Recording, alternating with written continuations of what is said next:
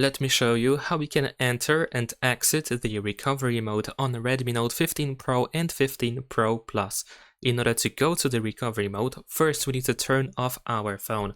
So I'm gonna use the power button and volume up button at the same time in order to open the power menu. And over here we need to slide up in order to power off the phone. Once it happens, usually we have to wait like a couple of seconds to let the phone completely shut down.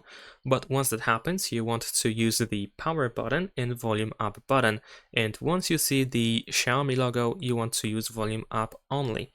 So let's use power button and volume up. And just keep holding like this. And once you see Xiaomi on the screen, just hold volume up. You don't have to hold power button anymore.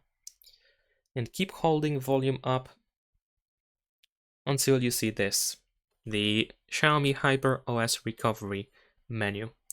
And there we go. In this menu, we navigate using volume button, so use volume up or down in order to go through different options. And if you want to now exit the recovery mode, make sure that the reboot option is selected and then confirm your choice by pressing the power button.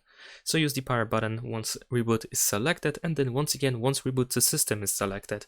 Your phone will restart and go back into the normal mode. Subscribe to my channel.